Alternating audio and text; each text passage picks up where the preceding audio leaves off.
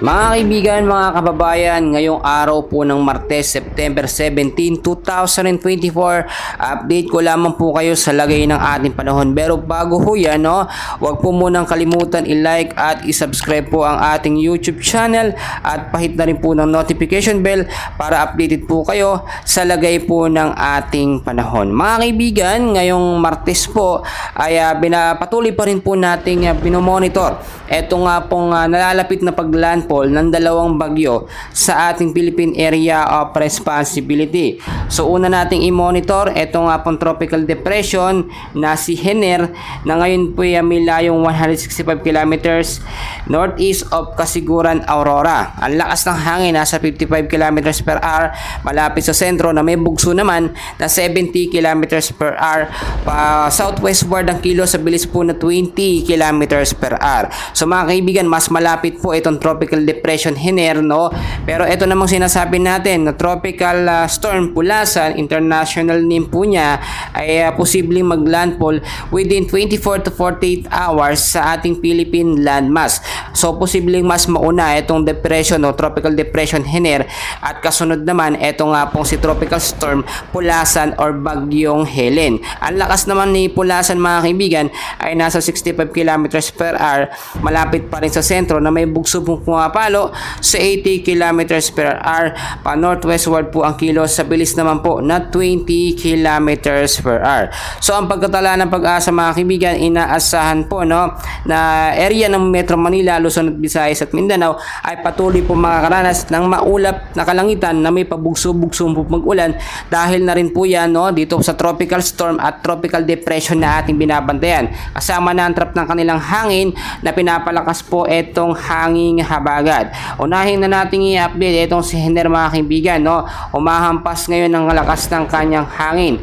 Ang rain bands po o rain bands ay papalapit po. Yung galaw nitong si Hener ay inaasahang magdadala ng malakas na pag-uulan at pagbugso ng hangin sa ilang bahagi po ng ating bansa. Inaasahang maglalandfall po itong si bagyong Hener ngayong araw po ng gabi mga kaibigan at hanggang sa madaling araw yan sa area po ng Cagayan, Isabela at ang sa ilang bahagi naman po ng Northern Luzon, babaybayin niya po yan papunta po o pagdating naman dito sa West Philippine Sea ay posibleng mas maging malakas pa po siya. Inaasahan din palalakasin po itong tropical depression Hener or bagyong Hener, itong hanging habagat sa ilang bahagi po ng ating bansa. So maging handa at mag-ingat po, especially ang North Luzon area po mga kaibigan na nagbabadya na magbibigay ng patuloy at malakas po na pag-uulan.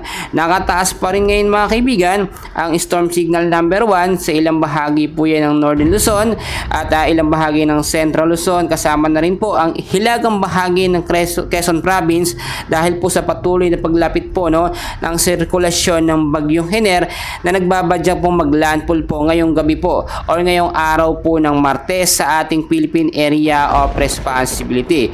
So maging mapagmatsyag tayo mga kaibigan dahil hindi lamang po si Hener bagkos eto rin pong si Helen o Pulasan ay binabantayan din natin. Inaasahan na within 24 to 48 hours ito yung maglalandfall na o papasok dito sa ating bansa. Mas tatahakin niya itong silangang Mindanao mga kaibigan. So mas mauunang maglandfall dito nga po sa ating Philippine landmass etong si bagyong Hener at pwede yung sundan po nito nga pong si bagyong Pulasan or bagyong Helen.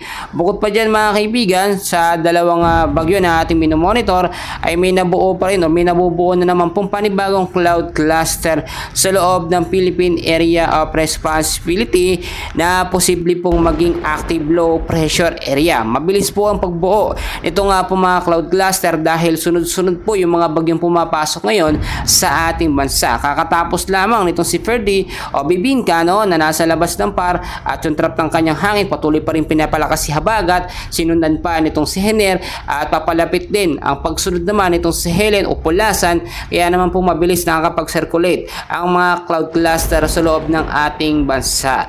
So mga kaibigan, kung kayo lalabas na inyong mga kabahayan ngayong araw po ng Martes, o gali magdala ng payong jacket, kapote panlaban sa mga biglaang pag-uulan.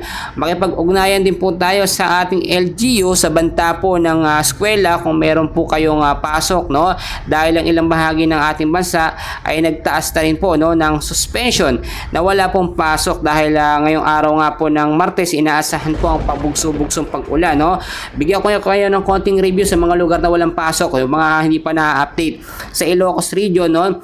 Lugar po ng Ilocos Sur, Pangasinan, Dagupan, all levels po yan, public at private. Cagayan Valley, Nueva Vizcaya, Quirino, all levels din po, public and private.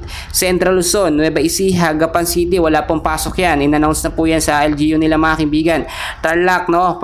Province, Capas, no?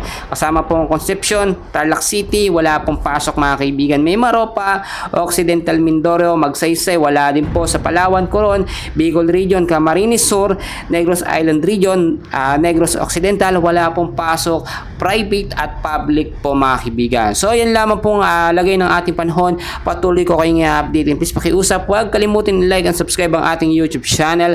Maraming salamat po.